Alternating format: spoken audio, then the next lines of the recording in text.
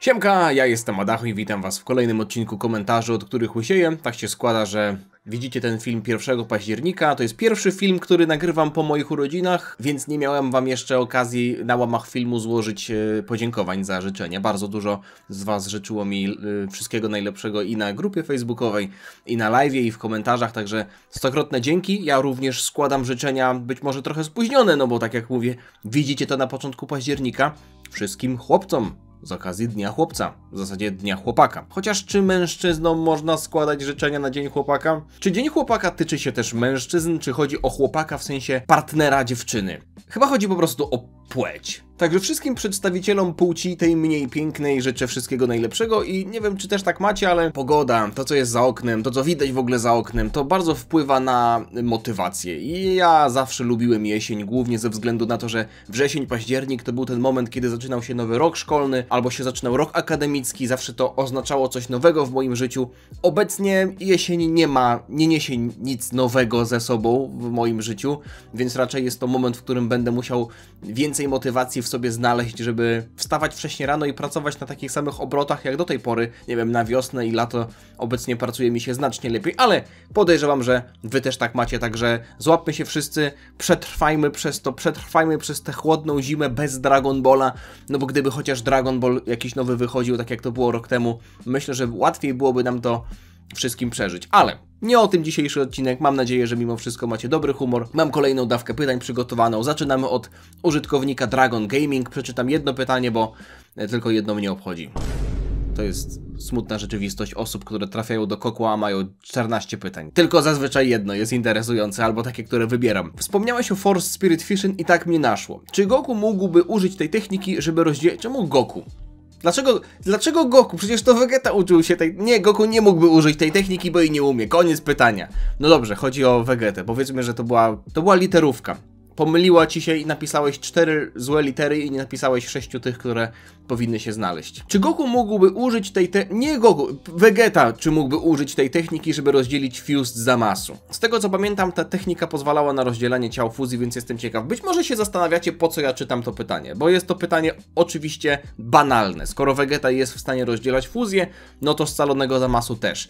Tyle, że chciałbym tutaj zwrócić uwagę na pewien nietypowy przypadek, a mianowicie mangową fuzję scalonego Zamasu. Tam była sytuacja, w której Zamasu po upływie czasu fuzji scalił się ze sobą na poziomie komórkowym, ze względu na to, że to nie były dwie różne osoby, tylko jedna i ta sama osoba w dwóch różnych ciałach, więc oni będąc scaleni, tworząc jedno ciało i tworząc oczywiście jedną duszę, przez tę godzinę, czy ile tam ta fuzja trwała, byli w stanie połączyć się tak bardzo, że gdyby nie to, że Trunks tam potem ich przeciął mieczem, to prawdopodobnie połączyliby się z powrotem. Zresztą, nawet mimo tego, że Trunks przeciął ich mieczem, to oni potem regenerowali się i transformowali się potem w tego scalonego Zamasu. Więc wyglądało to tak, że nawet gdyby Vegeta był w stanie rozdzielić ich za pomocą Force Spirit Fission, tak jak Trunks rozdzielił ich fizycznie za pomocą przecięcia, to nie dałoby nic. To prawdopodobnie nie miałoby żadnego wpływu, ponieważ oni już w tamtym momencie byli jedną osobą. Więc myślę, że ten przypadek fuzji jest o tyle ciekawy, że ta fuzja była dosłownie stała i permanentna, bez żadnych wyjątków, chyba że można byłoby, nie wiem, życzyć sobie tego Shenlonga, żeby go rozdzielili z powrotem na Zamasu i Goku Blacka, ale wydaje mi się, że gdybyśmy mieli stosować takie śmiertelne rozwiązania pokroju po prostu limitu kolczyków, chociaż one są, wiecie, przeznaczone dla bogów, więc trudno tutaj mówić o limicie śmiertelnym, ale wiecie, o takich zwykłych sposobach mówimy, to tej fuzji naprawdę nie dałoby się rozdzielić, tak myślę. Cyzio, Koku. Jak wszyscy dobrze wiemy, Dragon Ball Kai to seria z okazji jubileuszu powstania serii i jest ona odświeżeniem serii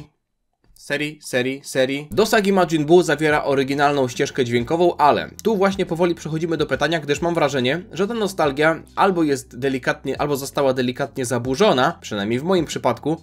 Mianowicie mam odczucia, że znacznie mniej jest tej ścieżki dźwiękowej z sag Saiyan i Freezy, ale za to dość często występuje muzyka z Cell Sagi. Natomiast w Dragon Ball Z The Final Chapters, czyli Buu Saga, mamy nową ścieżkę dźwiękową, która przewijała się również potem w Dragon Ball Super. Wiadomo może dlaczego zdecydowano się na takie zmiany ścieżki dźwiękowej w Kai i ich przemieszanie? jeśli dobrze kojarzę, była tam jakaś afera plagiatowa.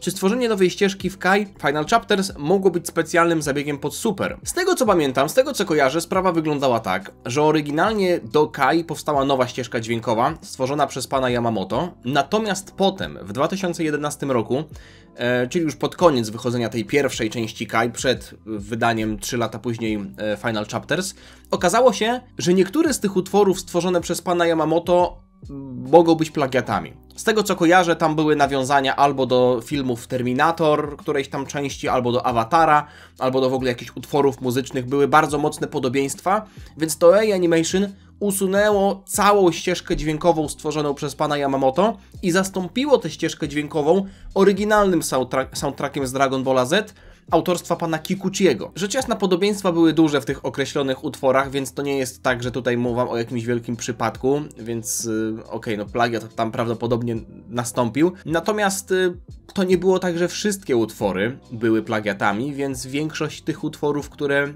pan Yamamoto stworzył prawdopodobnie od zera sam, też zostały usunięte.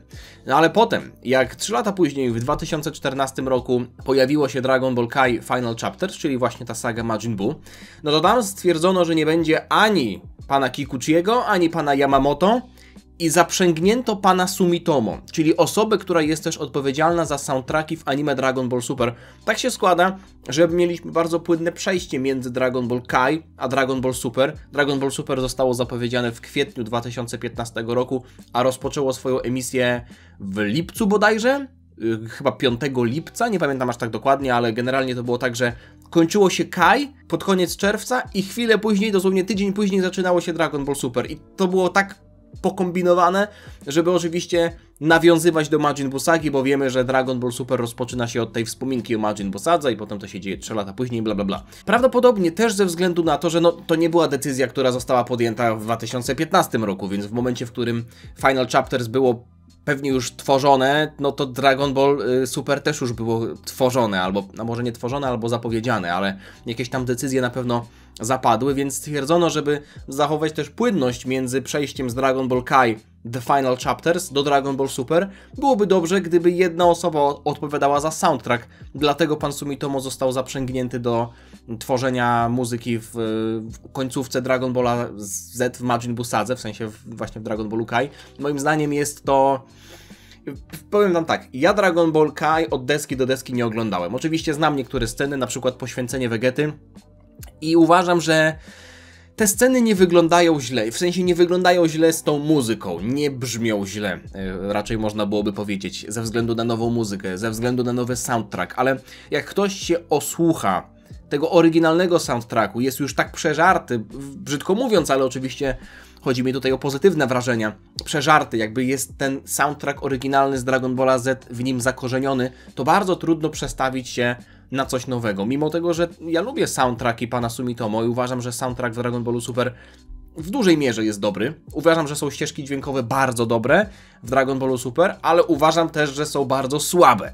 Mimo wszystko te najważniejsze momenty myślę, że zawsze były okraszone dobrą muzyką. Natomiast w przypadku poświęcenia Majin Vegety mamy tam soundtrack, który jest na przykład obecny w chyba scenie, kiedy Uniwersum Szóste na Turnieju Mocy, czyli Wszechświat Szampy, jest wymazywany. Nie do końca mi to pasuje, lubię tę muzykę, ale średnio mi siedzi ona ze sceną, być może z każdym kolejnym obejrzeniem tej sceny byłoby to łatwiej przełknąć.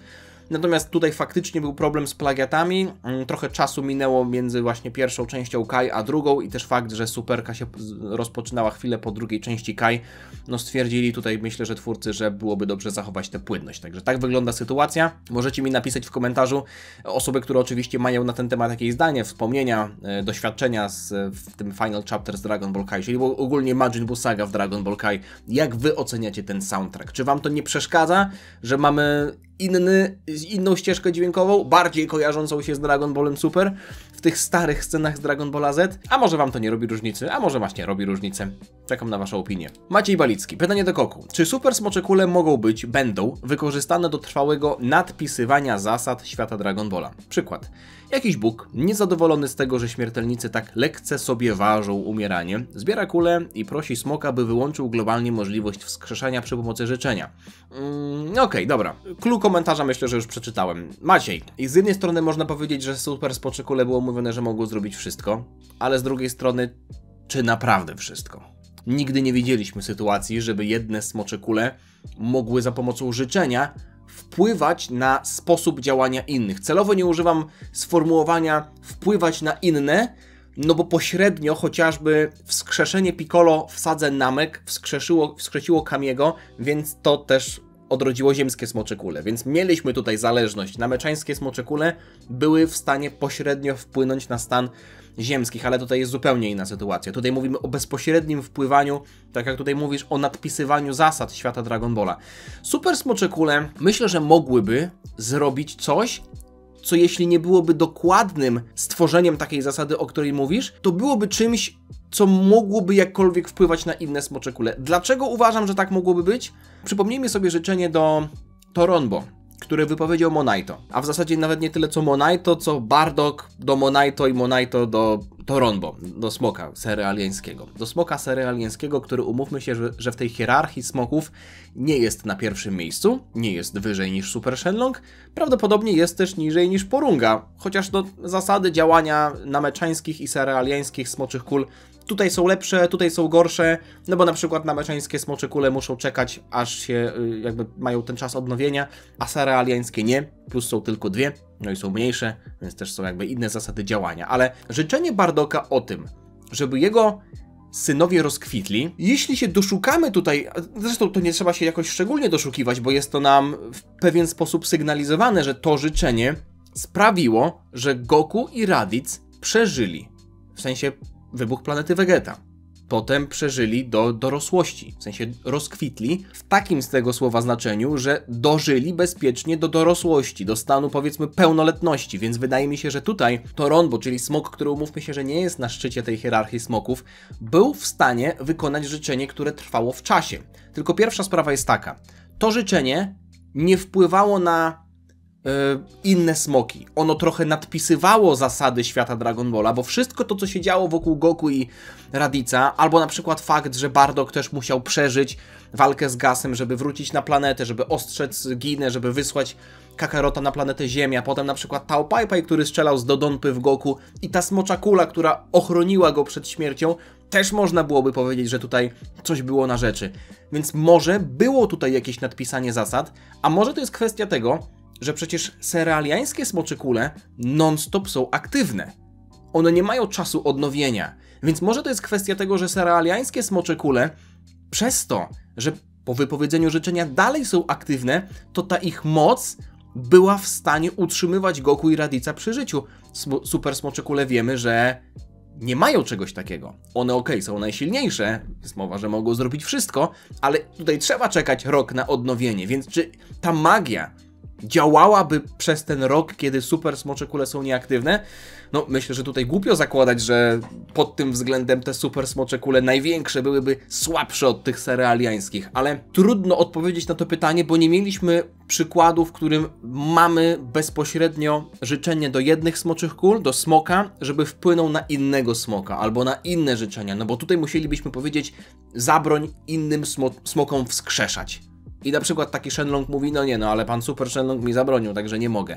Trudno odpowiedzieć na to pytanie, chociaż wracając do punktu wyjścia, mówili, że Super Shenlong jest w stanie zrobić wszystko, więc może faktycznie jest w stanie zrobić wszystko. Kubiszon, pytanie do Goku. Z racji, iż oglądałeś anime Death Note, nawet chyba 2 albo 3 razy, po której stronie byłeś? Light Kira czy może L? I który opening z tej serii bardziej Ci się podobał? Ja uważam, że oba intra są świetne, jednak bardziej wolę opening drugi, choć zapewne należy do mniejszości pod tym względem. No i miło widzieć, jak społeczność Zakolaków rośnie i przy tym jest taka jak rodzina.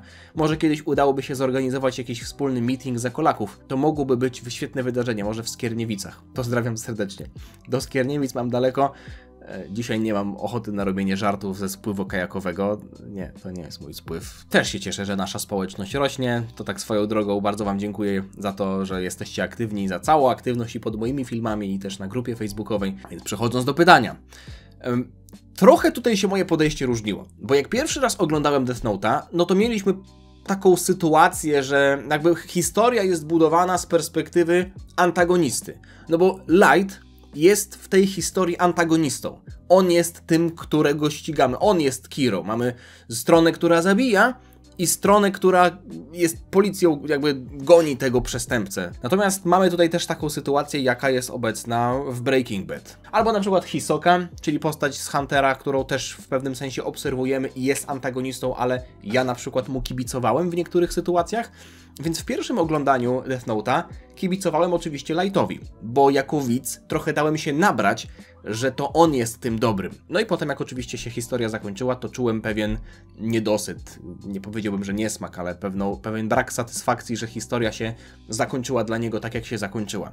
Ale przy drugim oglądaniu, trochę też już kwestia tego, że wiedziałem, jak to się zakończy, bardziej cieszyłem się z tego, co się dzieje i łatwiej było mi przełknąć chociażby postać Nira, albo tego rudego, no nie, bo tam też był taki rudy, albo w ogóle jakiekolwiek porażki Lighta. Było mi łatwiej to przełknąć, łatwiej było mi przełknąć zakończenie, bo uważałem, że jest to zakończenie sprawiedliwe. Więc powiedziałbym, jakby, jeśli miałbym odpowiedzieć w skrócie na twoje pytanie, za pierwszym razem Lightowi, za drugim razem Elowi. A który opening? Wolę pierwszy, drugi jest specyficzny, nie mówię, że zły, ale on też jest ciekawy pod tym względem, w ogóle openingi do Death Note'a są ciekawe, że na początku serii ten opening pierwszy sprawia wrażenie takiego, jakby pokazywał nam, w jaki sposób Light widzi samego siebie, jako zbawcę, jako Boga, jako postać, która jest po prostu epicka i ma tutaj dużo do powiedzenia, a w drugim openingu mamy chaos i jakby Light być może pokazuje w ten sposób, że jest tak naprawdę szalony, a nie jest jakimś, coś jak Zamasu na przykład, no nie? Mamy tutaj podobną sytuację do Zamasu, więc taka krótka myśl na temat Death Note'a. Cichy. Hayadaho, pytanie do Koku. Czy po śmierci w zaświatach można używać technik, do których potrzebna jest energia życiowa, na przykład Mafuba? Jeśli zakładamy, że do Genkidamy jest potrzebna energia życiowa, no to Goku nie byłby w stanie nauczyć się Genkidamy u północnego Kaio. No bo uczył się jej, jak był martwy po śmierci z rąk Piccolo w walce z Radicem. Więc zakładając, że Genkidama używa energię życiową, tak, ale jeśli nie używa, i na przykład mówimy tutaj o technikach pokroju Shinki Koho, no nie wiem.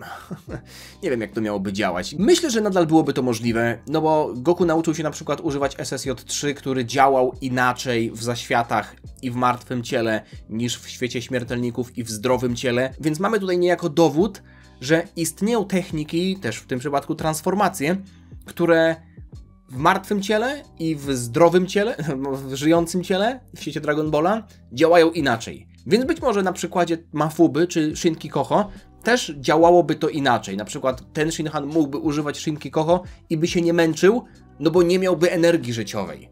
No nie? Więc potem po przylocie na Ziemię już jako żywy zdziwiłby się, że to jednak go tak męczy, tak jak Goku się zdziwił, że SSJ-3 go męczy. Ty, co tu się dzieje? Ja nie zwróciłem na to uwagi. Cichy ma 2 pytania z rzędu. Okej, dobra, niech będzie. Dzień dziecka. Dzień chłopaka, Cichy. Dzisiaj wygrałeś. Siema Adacho, pytanie do Koku. Czy rozmiar fasolki Senzu ma znaczenie?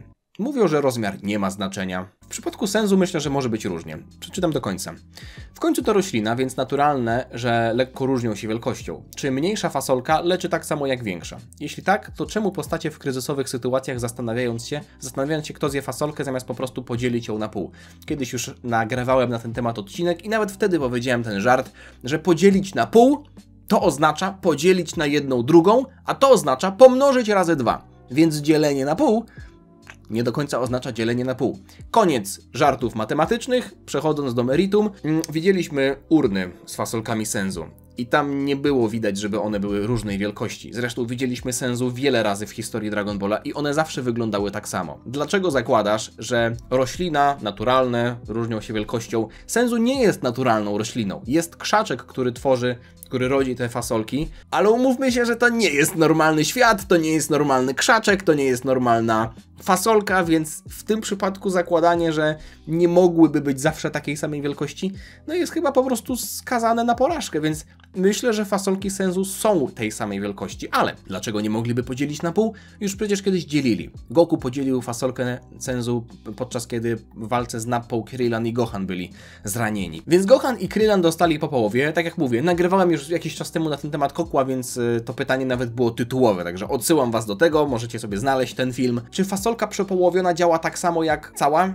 Moim zdaniem więcej przesłanek jest ku temu, że nie. Bo jeśli w tamtym momencie w Saiyan Sadze Goku by skumał, że pół fasolki działa tak samo jak cała, to dlaczego później w historii ani razu nie mieliśmy dzielenia senzu? Tylko zawsze wszyscy jedli całą. Na przykład kiedy mieli jedną, to zamiast ją podzielić, to po prostu jedli całą. Może właśnie dlatego, że jak cała fasolka senzu odnawia 100% życia, to pół odradza 50%. Więc jeśli Gohan i Krillin mieli po 20% paska zdrowia, no to po zjedzeniu połówek senzu wskoczyło im do 70%, czyli nie byli w pełni odrodzeni, uleczeni, ale na pewno pozwoliło im to jakkolwiek tam być w stanie przyzwoitym. Mati Meister. Hej Adacho, moje pierwsze pytanie do Koku. Jak dowiedziałeś się o współpracy Minecraft z Dragon Ball Z jako DLC do To jest przez was. Bardock Edition, chciałem mówić. Bedrock Edition. Czy ktoś cię poinformował, czy znalazłeś w internecie, czy zobaczyłeś Minecraft Live? I drugie pytanie, czy zagrasz w to DLC, jak wyjdzie? Pierwsza sprawa jest taka, już mówiłem o tym kilkukrotnie. Oglądałem sobie tego Minecraft Live, ale po jakimś czasie stwierdziłem, że tam głupoty gadają. Umówmy się, że ja jestem fanem gry. To jest gra mojej młodości, to jest gra, od której zacząłem nagrywać na YouTubie w 2011 roku. To jest zawsze gra, która będzie miała specjalne miejsce w moim sercu, ale uważam, że za bardzo trochę jest przeżarta przez politykę. I na tym zakończę, więc zaczęli tam gadać jakieś głupoty, więc to wyłączyłem. No i potem zobaczyłem na Twitterze, że wyskoczyło coś takiego, bo tam jeszcze odpaliłem sobie po jakimś czasie tego live'a z powrotem, no bo chciałem zobaczyć nowości, które będą. I okazało się, że w tym momencie, kiedy nie oglądałem, no to właśnie była ta zapowiedź. Ona nie była długa, to był taki półminutowy filmik, o którym w zasadzie oni nic nie mówili, tylko go wrzucili jako przerywnik. Szkoda, że jest to Bedrock Edition, natomiast uważam, że i tak będzie ciekawie to zobaczyć i tak cieszę się, że coś takiego wychodzi. Nie dlatego, że mam zamiar w to jakoś namiętnie grać, no trzeba będzie za to zapłacić. Na początku zobaczę, co to będzie, czy to będzie warte pieniędzy, ile to będzie kosztować i wtedy dopiero zadecyduję, czy będę w to grać, ale bardzo bym chciał spróbować. Uważam, że tutaj historia mojego kanału zatoczyłaby koło, gdybym Minecrafta połączył z Dragon Ballem, no to byłoby wspaniałe. Ale to jeszcze zobaczymy. Ale cieszę się przede wszystkim dlatego, że Dragon Ball jako marka żyje. I zawiązuje współpracę nie z jakimiś tam, wiecie, firmami krzak, tylko Minecraft to jest jedna z największych gier, jeśli nie obecnie największa, najpopularniejsza gra na świecie. I możecie go nie lubić, możecie go nie rozumieć, ja go lubię i rozumiem.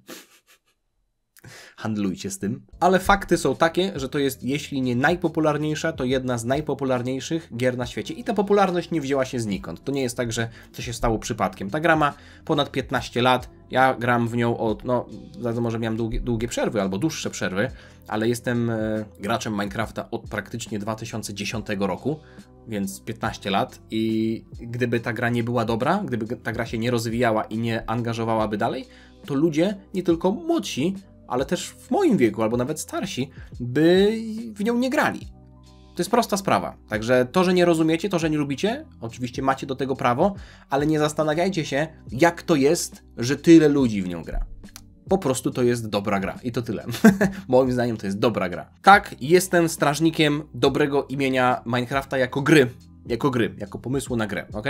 Nie jestem fanem PLKD. Jestem pewny, że tego pytania nie było, a więc pytanie do Koku. Jak twoje zdrowie psychiczne? Jest dobrze? Serio? Mnie to ciekawi. Dziękuję, kolego. Dziękuję, że pytasz. U mnie jest bardzo dobrze. Ja bym powiedział, że od jakiegoś czasu jest nawet lepiej, ze względu na to, że zacząłem rozumieć bardziej siebie. Nie chcę tutaj za bardzo wchodzić w prywatę, ale zdradzę wam pewną rzecz, o której jeszcze nie mówiłem.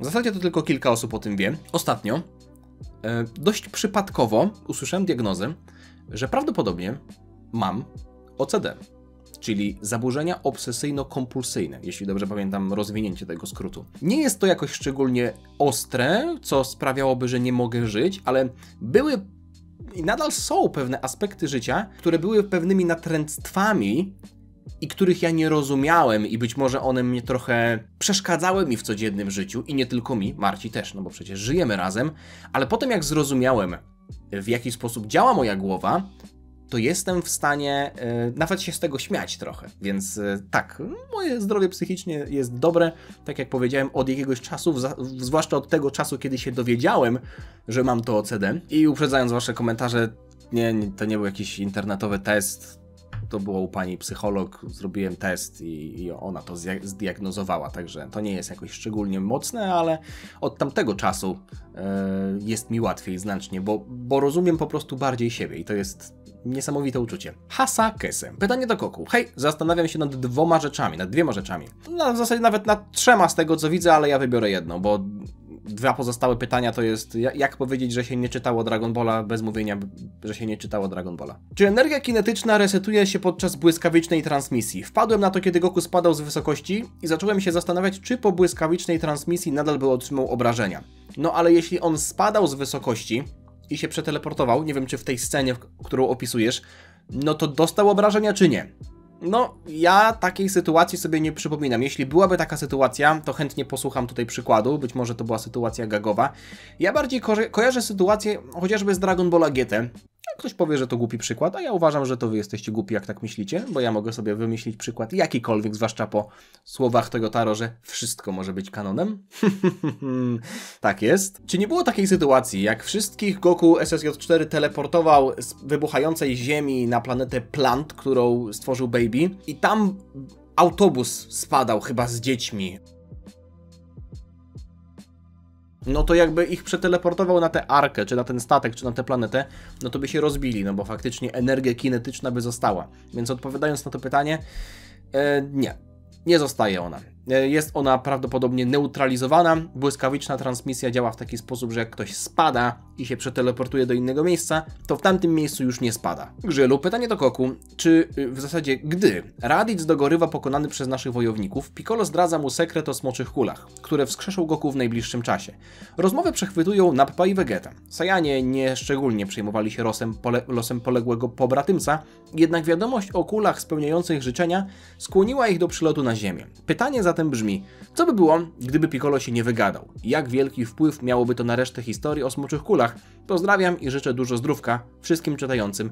Można byłoby ten scenariusz poprowadzić tak naprawdę w każdą stronę, bo zgadzam się z tym, że Piccolo trochę jest odpowiedzialny za to, że Saiyanie dowiedzieli się o smoczych kulach, a co za tym idzie, Frieza się o nich dowiedział, więc wracając też trochę i może bijąc się w pierś w kontekście mojego ostatniego rankingu wersji Piccolo, tam spoiler, wersja Piccolo z Saiyan Sagi była wysoko. Ja tam powiedziałem, że trudno jest mi znaleźć jakieś błędy, które Piccolo popełnił. To jest błąd, który uważam, że Piccolo popełnił. Ten jego niewyparzony język. Umierającemu Raditzowi powiedział, że i tak Goku wskrzeszą, więc żeby się niczym nie martwił. Znaczy, żeby tam się nie cieszył ze swojego zwycięstwa. Więc, Piccolo, jakby ci to powiedzieć, to chyba przez ciebie planeta Namek wybuchła. Więc może, to jest szachy 5D ze strony Toriyamy, może Piccolo, który prosił, żeby jednym życzeniem przenieść go na planetę Namek, no bo wiecie, jednym go wskrzesili, drugim go przenieśli, on chciał tamten błąd naprawić. Prawdopodobnie tak nie było. Koniec. Można z drugiej strony byłoby powiedzieć, że okej, Nappa i Vegeta, nawet gdyby się nie dowiedzieli o kulach i nawet jeśli mieli Raditza w dupie, to pewnie prędzej czy później przylecieliby na Ziemię, bo byliby ciekawi tych silnych wojowników, którzy pokonali Raditza. Saiyańskie geny by się w nich odezwały i chcieliby powalczyć z kimś silniejszym. Na Frieza, mając świadomość tego, że Vegeta też poleciał na Ziemię, może by się zainteresował Ziemią.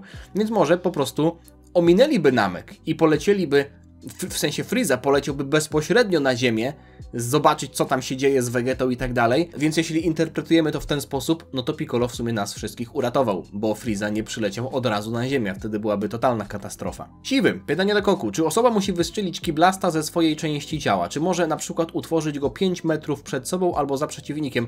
No w skrócie mówiąc, wszystko jest możliwe, ale to jest dość ciekawe pytanie, bo zwróćcie uwagę na to, że jak postacie tworzą kulę na przykład w ki, no to oni je faktycznie tworzą blisko siebie. Ja bym to porównał do takiego magnesu. Powiedzmy, że wasze ciało jest magnesem i jeśli jesteście normalnej wielkości i siły magnesem, no to jeśli coś jest powiedzmy metr od tego magnesu, no to raczej to nie będzie przyciągane przez was. Ale jeśli coś byłoby na przykład 5 cm od was, no to przyciągnięcie jest. Im silniejszy magnes, tym z dalszej odległości jest w stanie przyciągać metal.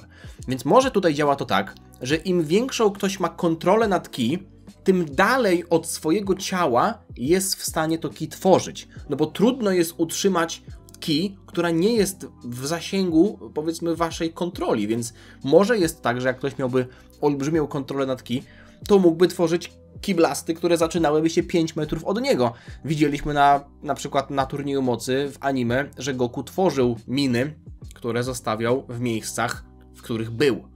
Gdyby na przykład mógł tworzyć miny dalej od siebie, to pewnie korzystałby wtedy z tej umiejętności. Tylko że to były małe wiązki kij, sytuacja też była trochę specyficzna. Podaję to tylko jako taki poglądowy przykład. Mimo wszystko ciekawe pytanie. Wylym, pytanie do Goku. Dlaczego Gohan po tym jak Goku został przebity na wylot przez Moro, nie odpalił formy Beast? Wiadomo, że Toriyama jeszcze wtedy nie myślał o tej transformacji, ale Gohan po zobaczeniu martwego ojca nie wkurzył się tak jak na widok martwego wujka Piccolo. Myślę, że to zależało od stanu Gohana. Zwróćcie uwagę na to, że Gohan był wtedy bardzo, bardzo mocno obity. No i on się rzucił na Moro po tym, jak Goku został przedziurowiony, w zasadzie nie przepołowiony. W przypadku Super Hero Gohan był tam po zjedzeniu Senzu. Gohan tam ładował swoją ki, więc jego ki była nie dość, że był w pełnej mocy, to był uzdrowiony, był w genialnej formie, nie miał żadnych obrażeń. Tutaj już był strasznie obity i prawdopodobnie nie miał siły na to, żeby wydobyć z siebie żadną transformację, chociaż uważam, że w przypadku Dragon Balla to nie jest żaden argument, bo widzieliśmy sytuację, kiedy postacie były poobijane, nagle się transformowały i cyk, jak po zjedzeniu Senzu, cały jest odrodzony. No ale tutaj, no to nie była jego historia. Zresztą Gohan rzucił się na Moro, dostał w łeb, stracił zęby, nawet Moro powiedział, że Gohan stał się silniejszy, więc to nie do końca było tak, że Gohan nie wydobył z siebie większej mocy. Moro powiedział, że wygląda na to, że Saiyanie dostają wzrost siły, jeśli są wścieknięci, że tak powiem, jeśli się wściekną, więc tutaj Gohan wydobył z siebie większą siłę. A że nie odblokował nowej formy, nie było tego w scenariuszu. Tymo DBZ, pytanie do Goku. Jakiś czas temu na live pytałem, czy planujesz obejrzeć drugi sezon Arcane. Odpowiedziałeś pozytywnie. W międzyczasie oglądałeś inne anime. Więc stąd moje pytanie. Czy nadal planujesz obejrzeć League-legendowy serial? Pozdrawiam, miłego dzionka życzę. Dzięki. Nie wiem, nie chcę powiedzieć, że nie, ale nie chcę też powiedzieć, że tak.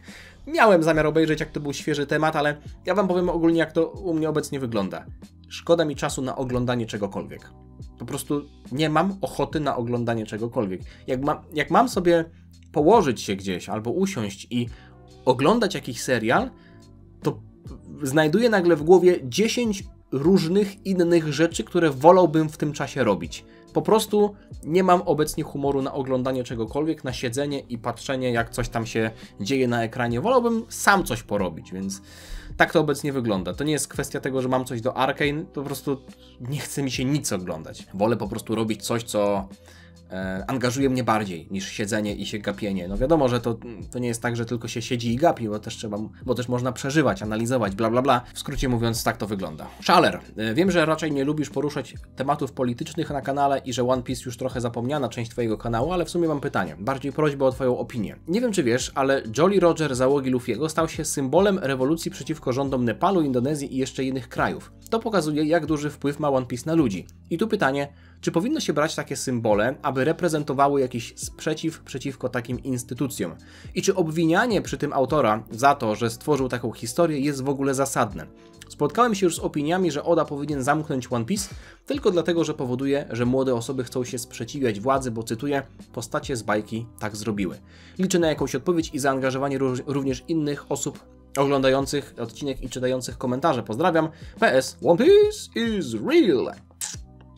Trudny temat, natomiast uważam, że po pierwsze, nóż może służyć do krojenia chleba albo do smarowania kanapki masłem i może też służyć do zrobienia komuś krzywdy. Woda jest potrzebna do życia, ale w wodzie też można się utopić. Czy to oznacza, że musimy zakazać używania noży, czy zakazać używania wody? Nie.